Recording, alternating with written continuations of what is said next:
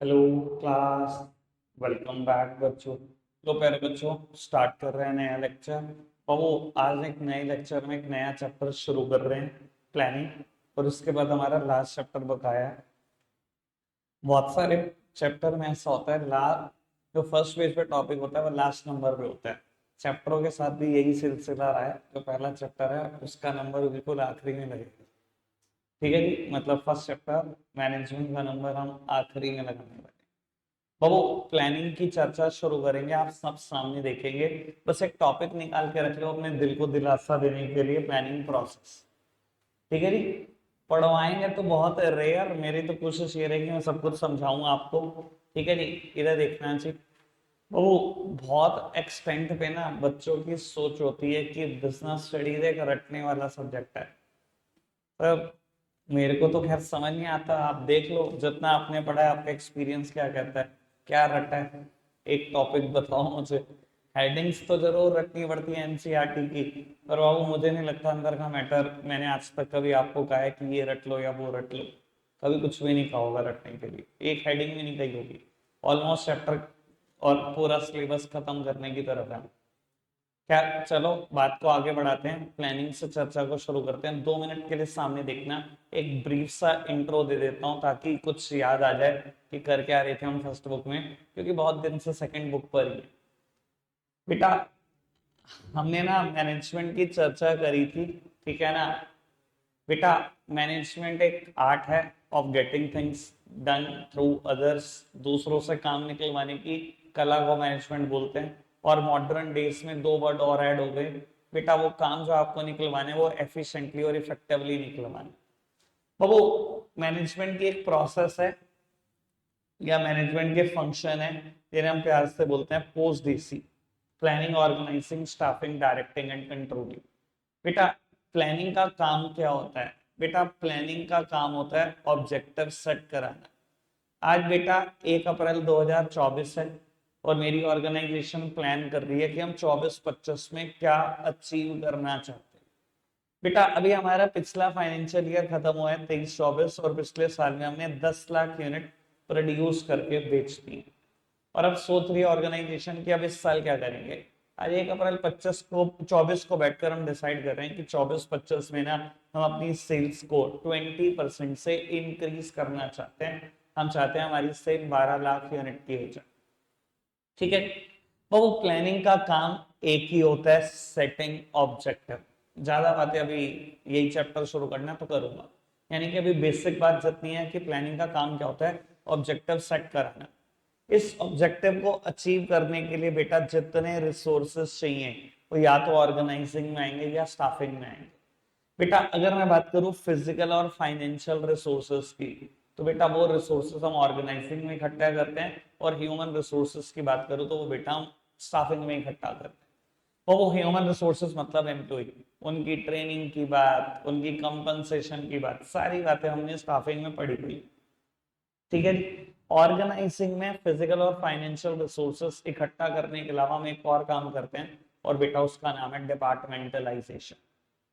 ठीक है जी, याद होगा हमने करा है ना बेटा डिपार्टमेंटलाइजेशन, फंक्शनल स्ट्रक्चर और डिविजनल स्ट्रक्चर। वो यहां तक तो ऑब्जेक्टिव सेट हुआ, और इस ऑब्जेक्टिव को अचीव करने के लिए रिसोर्सेज इकट्ठे हुए। ऐसा बोला जाता है बेटा directing initiates action. That simply means actual working starts with the directing only. यानी कि एक्चुअली में काम डायरेक्टिंग से स्टार्ट होता है। ठीक है जी। अब वो प्रोडक्शन स्टार्ट हो गया, सेल स्टार्ट होगी, चल रहा है सब कुछ चल रहा है। बेटा आज 31 मार्च 2025 आ गई। आज बेटा आपकी एक्चुअल परफॉर्मेंस निकल कर आने वाली है, और इस एक्चुअल परफॉर्मेंस को आप कंपेयर करोगे विद योर स्टैंडर्ड्स। अरे वही स्टैंडर्ड्स हैं, ये वही ऑब्जेक्टिव है जो आपने प्लानिंग स्टेज पर सेट किए थे। बहु जब आप इसको इससे कंपेयर करोगे कहीं ना कहीं कुछ कमियां आएंगी, कहीं ना कहीं कोई डेविएशन आएगा। मान लो बेटा आपकी एक्चुअल परफॉर्मेंस आई 11,50,000 यूनिट की सेल्स हुई, जबकि टारगेट था 12 लाख यूनिट का। कहीं ना कहीं कोई ना कोई कमी रह गई। ये कमियां अगले साल रिपीट ना हो, हम आज ही कंट्रोलिंग में करेक्टिव एक्शन भी लेते हैं। वो कंट्रोलिंग खत्म, उसके बाद दोबारा प्लानिंग। ऑर्गेनाइजेशन थोड़ी बंद हो गई है। बेटा this process is a continuous process, never ending process, ongoing process. साल खत्म हुआ है, साल ही तो खत्म हुआ है, ऑर्गेनाइजेशन थोड़ी बंद हुई है। अब 1 अप्रैल 25 फिर अगले साल की प्लानिंग शुरू करो। ये कहानी ऑर्गेनाइजेशन में चलती रहती है। ठीक है जी, मैंने एक बार सिर्फ ब्रीफ किया है, वैसे मैं बता देता हूँ, इस चार्ट को मैं पूरा करने के लिए 20-20 मिनट भी लेता था शुरू में, लेकिन मैंने बोला था ये साल में इतनी बार बन जाएगा कि आधे से ज्यादा बच्चे बोर हो जाएंगे कि रट गया भैया, इसको बंद कर दो बनाना। ठीक है जी, मुझे लगता है सब कुछ मैंने फ्रेश कर दिया दोबारा से। वो प्लानिंग पे चर्चा शुरू करते हैं। मुझे जो पहला टॉपिक कराना है बेटा प्लानिंग पे, वो है बेटा प्रोसेस ऑफ प्लानिंग। और आज सिर्फ एक ही टॉपिक कराना है, क्योंकि इसकी एक्सप्लेनेशन बहुत काम की है, बहुत ज्यादा काम की है। ठीक है जी, वो प्रोसेस का मतलब मेरा ख्याल आप सब समझते हैं। प्रोसेस मतलब क्रोनोलॉजिकल ऑर्डर या क्रोनोलॉजिकल सीक्वेंस। बेटा जब आज सीक्वेंस की होती है तो कोई भी हेडिंग आप स्किप नहीं कर सकते, कोई भी हेडिंग किसी और हेडिंग से रिप्लेस नहीं कर सकते। जिस तरीके से लिखी गई है, जिस ऑर्डर में लिखी गई है, उसी ऑर्डर में चलता है प्रोसेस।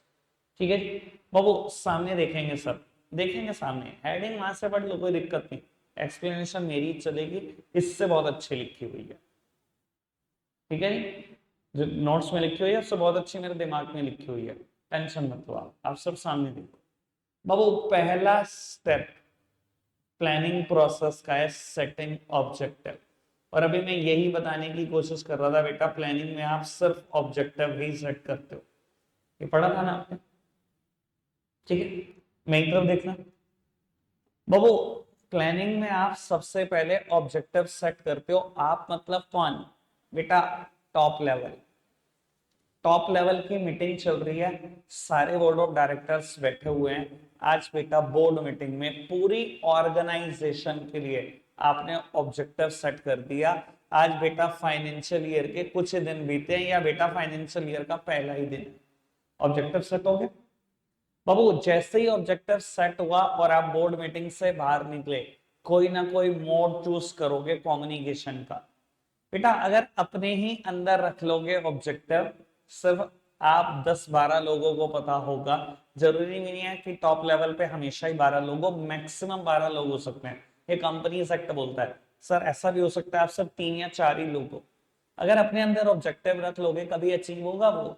नहीं होगा ना।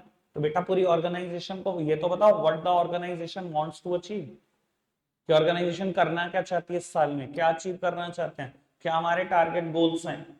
तो बेटा बोर्ड मीटिंग से बाहर निकलते ही आप कोई ना कोई proper mode of communication choose करोगे और पूरी ऑर्गेनाइजेशन को कम्युनिकेट करोगे कि ऑर्गेनाइजेशन क्या करना चाहती है। और बेटा यकीन मानना, आपके कम्युनिकेट करने से क्या होता है, दो बातें बताऊंगा। पहली बात सुनना बाबू, सबसे पहले ऑर्गेनाइजेशनल गोल सेट हुए, मैंने बताया कौन करता है organisational goal set, top level. Then on the basis of organisational goals, सारे लेवल्स, सारे एम्प्लॉइज, सारे डिपार्टमेंट अपने अपने लिए ऑब्जेक्टिव सेट करते हैं।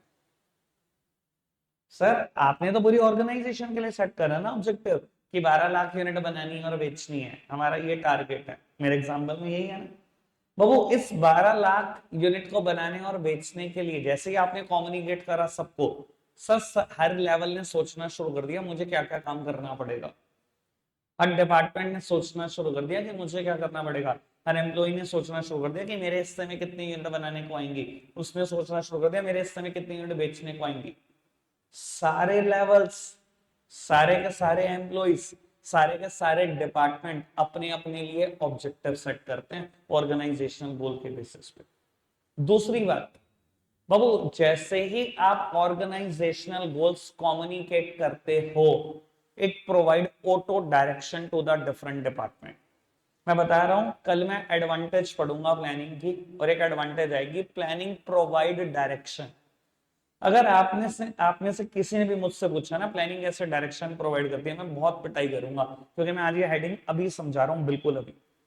मैं क्या बोल रहा हूं बेटा, जैसे ही आप बोर्ड मीटिंग से बाहर निकले और आपने एक प्रॉपर मोड चूज करा, कम्युनिकेट कर दिया सबको कि हम क्या अचीव करना चाहते हैं, बेटा क्या होगा इससे, बेटा it provide direction to the different department, it provide automatic direction to the different department. अब आप सोचोगे यार ऑटोमेटिक डायरेक्शन कैसे मिल गई, लो मैं समझाता हूं। जैसे ही बेटा एक डायरेक्टर ने बाहर निकल के बताया कि 12 लाख यूनिट बेचने का टारगेट सेट हुआ है, 12 लाख यूनिट प्रोड्यूस करके बेचने का टारगेट सेट हुआ है, बाबू it provide auto direction to the finance department. बाबू फाइनेंस डिपार्टमेंट को एक ऑटोमेटिक डायरेक्शन मिल गई। क्या डायरेक्शन मिली? उसने कहा यार इसका मतलब है मुझे इतना पैसा अरेंज कर लेना चाहिए कि 12 लाख यूनिट का रॉ मटेरियल खरीदा जा सके। मिल गई डायरेक्शन। बाबू परचेज डिपार्टमेंट को ऑटोमेटिक डायरेक्शन मिल गई कि या इस बार मैं क्या करूं, जो भी सप्लायर्स है ना उनसे कोटेशन मांगता हूं, 12 लाख यूनिट का रॉ मटेरियल खरीदना है, किस रेट पे सप्लाई करोगे। मतलब मुझे 12 लाख यूनिट का रॉ मटेरियल खरीदना है, डायरेक्शन मिल गई। बेटा प्रोडक्शन डिपार्टमेंट को भी डायरेक्शन मिल गई कि उसको 12 लाख यूनिट तैयार करनी है। बेटा सेल्स डिपार्टमेंट को भी डायरेक्शन मिल गई कि उसको 12 लाख यूनिट बेचनी है। और मार्केटिंग डिपार्टमेंट को भी डायरेक्शन मिल गई कि उसको इतना ऐड करना है कि 12 लाख यूनिट बिक जाए। बेटा प्लान करने का मतलब ही यही होता है, ऑटोमेटिक डायरेक्शन देना टू द डिफरेंट डिपार्टमेंट। आपने प्लान करा, ऑब्जेक्टिव सेट करा, जैसे ही वो ऑब्जेक्टिव कम्युनिकेट करोगे हर डिपार्टमेंट को ऑटोमेटिकली डायरेक्शन मिल जाएगी what the organisation wants to achieve, what the organisation expect from us. Clear हुई बात? समझ में आया? पहली हेडिंग बिल्कुल अच्छे समझ में आई, सारी की सारी एक्सप्लेनेशन जो मैंने बोली समझ में आई। पढ़ लेंगे, दूसरी हेडिंग कर लो, ठीक है, दो के बाद पढ़ते हैं। बाबू सेकंड हेडिंग क्या बोलती है? बेटा सेकंड हेडिंग बोलती है डेवलपिंग प्रेमाइसेस। सेकंड हेडिंग बोलती है बेटा डेवलपिंग प्रेमाइसेस। बेटा ये प्रेमाइसेस क्या चीज होती है? बेटा it is not a building और अ लैंड। ये अकाउंट्स के हिसाब से प्रेमाइसेस नहीं है। अकाउंट्स में हम प्रेमाइसेस लैंड और बिल्डिंग को ही बोलते हैं। बेटा ये कहता है डेवलप कर लो प्रेमाइसेस। बेटा प्रेमाइसेस का यहां मतलब है अजम्पशंस। अब आपको दिमाग में आता है यार कौन सी अजम्पशंस, क्या अजम्पशन डेवलप करनी है? बेटा assumptions related to future conditions। देखो एक बात बताओ, ये जो मैं प्लान कर रहा हूं, जो मैंने फर्स्ट स्टेप में प्लान करा, ऑब्जेक्टिव सेट करा, इट इज फॉर फ्यूचर। आज 1 अप्रैल 2024 है, मैंने कब तक के लिए प्लानिंग करी? 31 मार्च 25 तक के लिए प्लानिंग करी। ऐसे सामने देख बेटा, छोड़ दे सब कुछ। बाबू आज 1 अप्रैल 24 है, मैंने कब तक प्लानिंग करी? 31 मार्च 25, अगले 365 दिन के लिए।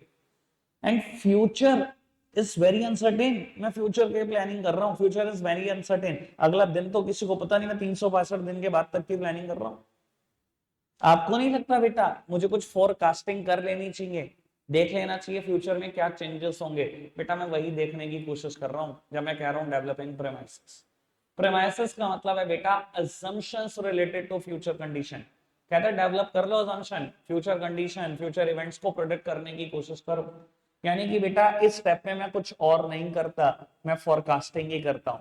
And forecasting simply means peeping into the future. Future में झांकने की कोशिश करो, देखने की कोशिश करो कि फ्यूचर में क्या हो सकता है। सर सबने मुझसे चैप्टर पढ़ा हुआ है शायद, ऑलमोस्ट जितने यहाँ बैठे हैं, बिजनेस एनवायरमेंट।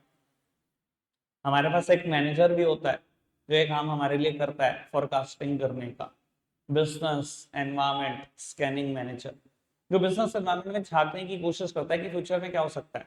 तो देखो वैसे तो दुनिया की सबसे डिफिकल्ट जॉब है ये बताना कि फ्यूचर में क्या हो सकता है, बट ये मैनेजर इसलिए ही है क्योंकि बेटा इसके तुक्के थोड़े से एक्यूरेट है। सब तुक्के ही मारते हैं पर इसके तुक्के थोड़े से एक्यूरेट है, इस वजह से इसको मैनेजर बना रखा हमने। देखो दुनिया में कोई कितना भी क्वालिफाइड क्यों ना हो, आपको भी पता है फ्यूचर कोई नहीं बता सकता, पर हाँ कुछ बंदों के गैसेस थोड़े अच्छे होते हैं क्योंकि उसने उन्होंने इसी फील्ड की पढ़ाई की हुई है, उनको आइडिया होता है कि क्या हो सकता है। एग्जैक्ट तो कोई नहीं बता सकता, पर बाबू फिर भी इनके तुक्के थोड़े आसपास होते हैं। तो बेटा ये काम हम प्रेमाइसेस डेवलप कराने का बिजनेस एनवायरनमेंट स्कैनिंग मैनेजर से ही कराएंगे।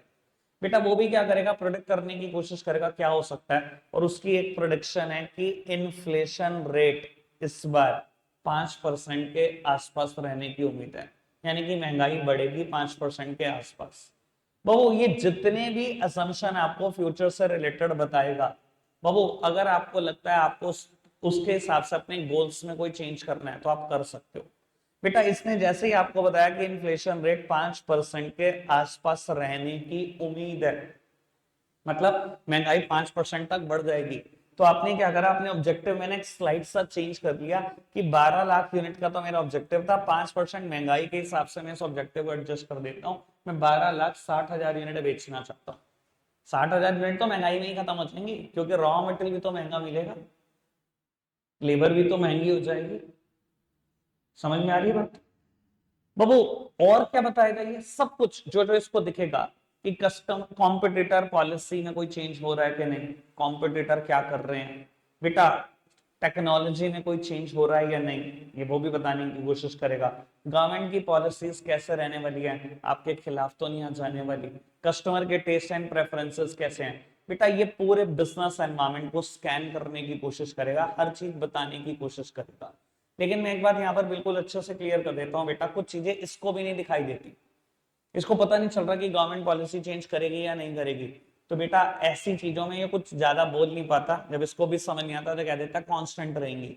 और बेटा एक्चुअल रियलिटी ये है, business environment is very dynamic, it is keeps on changing, constant कुछ नहीं होता। कोई दिक्कत कोई परेशानी तो नहीं? दो बातें अच्छा समझ में। मैं अगर दोनों हेडिंग का क्रक्स बताऊं तो बेटा पहली हेडिंग थी setting objective. First of all objective set होता है for the organisation, then on the basis of organisational objective सारे डिपार्टमेंट, सारे लेवल, सारे एम्प्लॉय अपने अपने लिए ऑब्जेक्टिव सेट करते हैं। और मैंने बताने की कोशिश करी कि जैसे ही ऑर्गेनाइजेशन गोल्स कम्युनिकेट होते हैं, it provide auto direction to the different department. दूसरी हेडिंग है डेवलपिंग प्रेमाइसेस, मतलब अजम्पशन डेवलप कर दो रिलेटेड टू फ्यूचर, मतलब फॉरकास्टिंग कर लो, क्योंकि बेटा आप जो प्लान कर रहे हो इट इज फॉर फ्यूचर और फ्यूचर इज वेरी अनसर्टेन, तो बेटा फ्यूचर के लिए कुछ चीजें तो देख लो, कुछ बदल तो नहीं जाएगा फ्यूचर में। तो बाबू आप कुछ चीजें फ्यूचर से रिलेटेड देखने की कोशिश करते हो, प्रोडिक्ट करने की कोशिश करते हो, अगर उसके हिसाब से कुछ गोल्स में, कुछ ऑब्जेक्टिव में चेंज करना है तो वो भी कर लो। दो बातें क्लियर? 1 मिनट लो, फटाफट से दोनों हेडिंग पढ़कर बताना समझ आए क्या, जल्दी से करना लिखने का। तो वो दो हेडिंग डन है, ठीक है जी। तीसरी हेडिंग, चौथी हेडिंग, पांचवी हेडिंग बिल्कुल साथ साथ होगी, आप सब सामने ही देखना, ठीक है जी, फिर पढ़ेंगे इसको। बाबू थर्ड हेडिंग बोलती है identifying alternative courses of action, identifying alternative courses of action.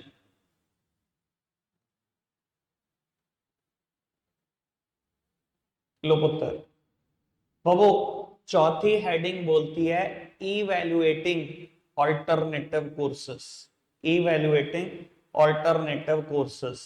और बेटा फिफ्थ बोलती है selecting an alternative, selecting an alternative. लो पुत्र, अब मेरी तरफ देखेंगे सब। बाबू पहले बात करते हैं identifying alternative courses of action. जब ये आप तीन हेडिंग पढ़ रहे होंगे ना, आपके दिमाग में ना एक चीज आपको जरूर याद आएगी। एक बाबू हमने स्टडी पढ़ी हुई है, मेथड स्टडी पढ़ी हुई है ना, टेलर की मेथड स्टडी, याद आएगी पक्का, यहीं से बना हुआ प्लानिंग पूरा। बाबू ये कहता है आइडेंटिफाई कर लो सारे ऑल्टरनेटिव्स को। बेटा कौन से ऑल्टरनेटिव? देखो आपका टारगेट क्या है पहले ये बताओ, सेल बढ़ानी है, पिछले साल 10 लाख यूनिट बेची है, अभी बेटा 12,60,000 यूनिट बनाने की, बेचने की कोशिश कर रहे हो, सेल बढ़ाने की कोशिश कर रहे हो 2,60,000 यूनिट से। ये कहता है किसी भी काम को करने का सिर्फ एक तरीका हो नहीं सकता, कहता है जितने भी ऑल्टरनेटिव से सेल बढ़ाई जा सकती है उन सारे ऑल्टरनेटिव को आइडेंटिफाई कर लो। साथ ही ये भी बोल देता है, रुकता नहीं बिल्कुल भी इस जगह पर, वो कह देता है कि आप मैनेजर की कुर्सी पर इसीलिए बैठे हो क्योंकि आपको सारे ऑल्टरनेटिव पता है, और अगर आपको सारे ऑल्टरनेटिव नहीं पता सेल बढ़ाने के, तो बेटा आप मैनेजर बन के भी कर ही क्या रहे हो, फिर तो आप एम्प्लॉय के बराबर ही काम कर रहे हो। एम्प्लॉय को भी नहीं पता होता सेल बढ़ाने के तरीके, बस वो बोझा उठा सकता है, वो सब सामान प्रोड्यूस कर सकता है। आपको मैनेजर इसलिए बनाया गया क्योंकि आपका दिमाग चलता है सारे ऑल्टरनेटिव आइडेंटिफाई करके, तो जिससे सेल को बढ़ाया जा सकता है।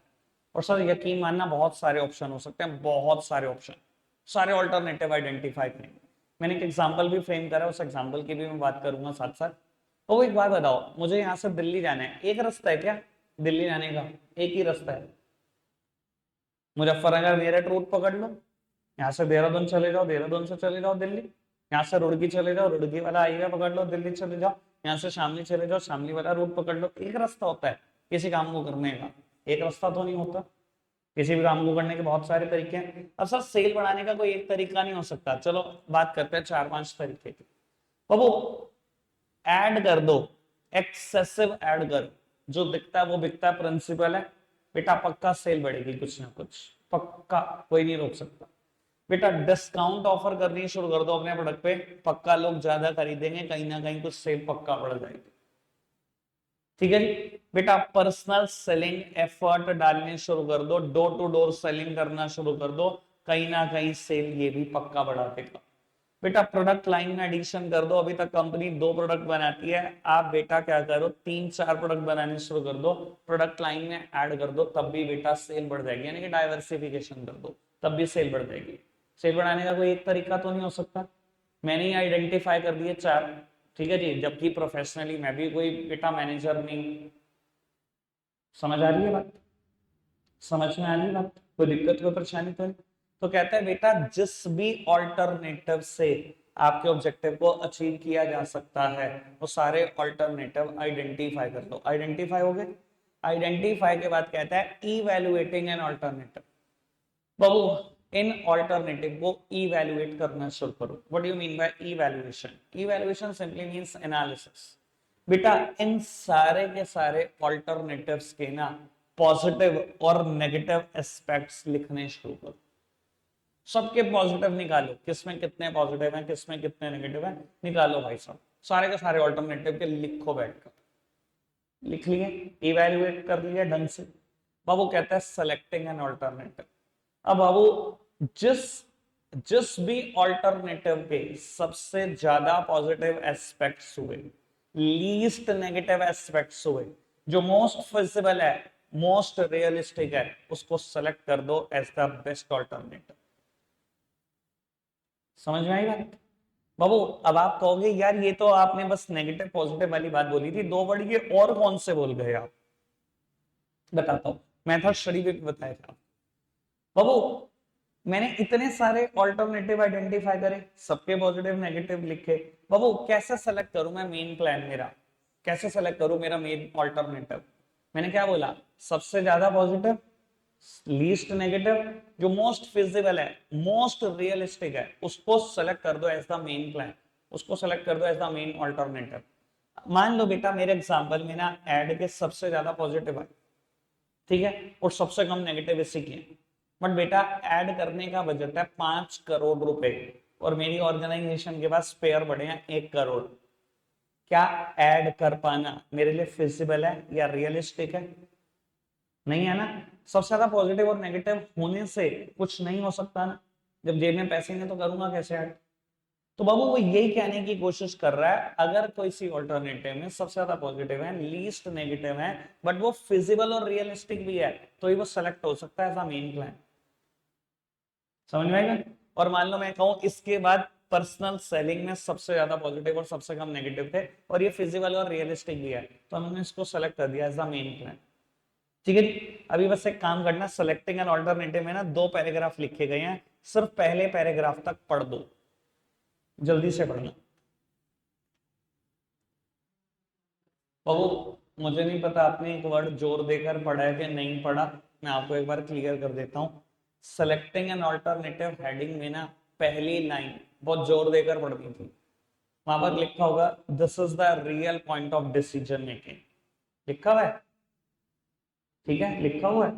मैं आपको बता देता हूं, कल मैं एक फीचर पढ़ूंगा आपके साथ जिसमें मैं डिस्कशन करूंगा प्लानिंग इन्वॉल्व डिसीजन मेकिंग। ठीक है जी। प्लानिंग में डिसीजन मेकिंग करनी पड़ती है, और कहाँ करनी पड़ती है मैं अभी बता देता हूँ बेटा, क्योंकि एक काम को करने के बहुत सारे तरीके होते हैं, आपको बेस्ट प्लान चूज करना पड़ता है, इसलिए प्लानिंग में डिसीजन मेकिंग होती है। बाकी मैं इसके बारे में ज्यादा डिस्कशन वहीं पर करूंगा। ठीक है जी। मैंने एक हेडिंग का डिस्कशन पहले करा, प्लानिंग प्रोवाइड डायरेक्शन, की कल आएगी, एक अभी बता दिया प्लानिंग एंड डिसीजन मेकिंग कल आएगी, कोई दिक्कत तो नहीं, इधर देखना चाहिए। बेटा ये जितनी पहले पैराग्राफ में बात लिखी गई है ना, ये ना मेन प्लान को सेलेक्ट करने से रिलेटेड बात लिखी गई है, ठीक है। अब बाबू सेकंड पैराग्राफ में क्या लिखा गया, मैं थोड़ा सा आइडिया दे देता हूं। क्या है ये सेकंड पैराग्राफ? बाबू सेकंड पैराग्राफ में लिखा गया है, इस मेन प्लान को सपोर्ट करने के लिए ना अब आप छोटे छोटे प्लान रेडी करें, और बेटा इसको हम बोलते हैं सपोर्टिव प्लान या डेरिवेटिव प्लान। मैंने नोट्स में नहीं लिखा, जब मैं अगली बार पढ़ने का मौका दूंगा 10 मिनट के बाद तब आप लिख लेना। मैं नोट्स में ऐसी कोई भी काम की बात नहीं लिखता, ठीक है जी। सेकंड पैराग्राफ पे पूरा हाईलाइट करना और लिख देना सपोर्टिव प्लान या डेरिवेटिव प्लान। ऐसा क्यों बोला गया इसको, इधर देखना, क्योंकि बेटा ये मेन प्लान को सपोर्ट करने के लिए है, इसलिए सपोर्टिव प्लान, या ये मेन प्लान से डराइव हो रहा है इसलिए इसको डेरिवेटिव प्लान भी बोलते हैं। समझ में आ रही बात? मेन प्लान को सपोर्ट कर रहा है सपोर्टिव प्लान, मेन प्लान से डराइव हो रहा है इसलिए डेरिवेटिव प्लान भी बोलते हैं। कोई दिक्कत कोई परेशानी तो नहीं? समझ आई बात? अब वो होते क्या है ये सपोर्टिव प्लान या डेरिवेटिव प्लान? देखो मेरा एग्जांपल है और मैं बता देता हूँ, ये एग्जांपल पूरे चैप्टर याद रखना। चैप्टर में अगर ये एग्जांपल याद रहेगा पूरा चैप्टर एक एग्जांपल से खत्म हो जाएगा। मेरे दिमाग की उपज है भाई साहब, पसीने छोड़ जाते हैं मैं एग्जांपल बताता हूँ अच्छे अच्छे आदमी के, कि पूरा प्लानिंग एक एग्जांपल से खत्म हो जाता है। समझ में भी नहीं आता लोगों को कैसे एक्सप्लेन करें इसको। वो पर्सनल सेलिंग को सेलेक्ट करा है मेन प्लान। अब बेटा मैं क्या सोच रहा हूँ, इसको सपोर्ट कैसे करूं? मेन प्लान सेलेक्ट हो गया बेटा, अब मैं सोचूंगा मेरे सेल्समैन घर घर जाएंगे, बेटा क्या कोई यूनिफॉर्म होगी ऑर्गेनाइजेशन की? और अगर कोई यूनिफॉर्म होगी, क्या उस यूनिफॉर्म पे लोगो या मोनोग्राम होगा कंपनी का? ज्यादातर आप देखते हो जो घर में सेल्समैन आते हैं बाबू, टॉप लेफ्ट कॉर्नर पर जो पॉकेट होती है उसके ऊपर मोनोग्राम होता है, लोगो होता है ना। अब मैं सोच रहा हूँ बेटा ये जो मेरे सेल्समैन घर घर जाएंगे, क्या क्या कोई आईडी कार्ड लेकर जाएंगे? लोग कैसे पहचानेंगे इनको? क्या कोई इनके हाथ में बैग होगा सैंपल रखने के लिए? और अगर बैग होगा, बैग पे भी क्या हम प्रिंट कराएंगे लोगो या नहीं? तो आप देख रहे हो मैं मेन प्लान को सपोर्ट करने के लिए कुछ और बातें भी सोच रहा हूँ, छोटे छोटे प्लान बना रहा हूं। इन्हें ही बोलते हैं सपोर्टिव प्लान या डेरिवेटिव प्लान। समझ आई बात? कोई दिक्कत कोई परेशानी तो नहीं? अभी तक सारी बात क्लियर? तीन हेडिंग अभी मैंने तीनों की तीनों खत्म कर दी, अगली दो हेडिंग भी काम की है, सुनो और फिर बेटा वाइंड अप करें। बेटा सिक्स हेडिंग बोलती है इंप्लीमेंट द प्लान। देखो बेटा अभी तक ना किताब कॉपियां लेकर बैठे हुए हो और कागजी कार्रवाई पूरी कर रहे हो, इससे टारगेट अचीव हो जाएंगे? कागज पे लिख लिया अचीव, चार तरीके हैं ऑब्जेक्टिव को अचीव करने के लिए, सबके पॉजिटिव नेगेटिव लिख लिए, मेन प्लान सेलेक्ट हो गया, सपोर्टिव प्लान सेलेक्ट हो गया, बस टारगेट पूरे। कागजी कार्रवाई पूरी करने से कुछ नहीं होगा बेटा, क्या करना पड़ेगा? प्लान को इम्प्लीमेंट भी तो करना पड़ेगा ऑर्गेनाइजेशन के अंदर। इम्प्लीमेंट करने का मतलब क्या है? Putting the plan into action, action में भी लेकर आओ इन चीजों को। तो बाबू अब मैं क्या कर रहा हूँ, इम्प्लीमेंट करना शुरू कर रहा हूँ प्लान। और एक बड़ी काम की लाइन है, मैं सुन लो आराम से, कहता है while implementing the plan the other managerial function also come into the picture. कहते जब प्लान आप इम्प्लीमेंट करने लगोगे ना तो मैनेजमेंट के दूसरे फंक्शन भी पिक्चर में आएंगे, और सच में आ जाएंगे। आपको लग रहा होगा दूसरे फंक्शन कैसे पिक्चर में आ जाएंगे? अच्छा अभी देखो, क्या था मेरा main plan, personal selling effort डालूंगा। मैंने इंप्लीमेंट करना शुरू करा, मैंने कहा देखा यार ऑर्गेनाइजेशन में तो सेल्समैन ही नहीं है, या दो तीन है, मुझे तो 20 चाहिए। 17 की रिक्रूटमेंट करनी पड़ेगी। मैंने रिक्रूटमेंट करी, कहाँ होती है रिक्रूटमेंट? स्टाफिंग में। प्लानिंग के बीच में स्टाफिंग आ गया। मैंने कहा ओ इनके लिए तो रिसोर्सेज इकट्ठे करने पड़ेंगे, सबको बैग देने, यूनिफॉर्म देनी है, आईडी कार्ड, रिसोर्सेज कहाँ इकट्ठे करते हैं? मैंने कहा यार ये ऑर्गेनाइजिंग भी बीच में आ गया। तो यही वो बताने की कोशिश कर रहा है, वो कह रहा है while implementing the plan the other managerial function also come into the picture। Management के दूसरे फंक्शन भी पिक्चर में आ जाते हैं ज्यादातर। कोई दिक्कत कोई परेशानी तो नहीं? जितनी मैंने बात बोली समझ में आ गई कि कैसे मैनेजमेंट के दूसरे फंक्शन पिक्चर में आते हैं। And the last step is follow up action. Follow up action बेटा क्या होता है फॉलो अप करना? फॉलो अप करना क्या होता है?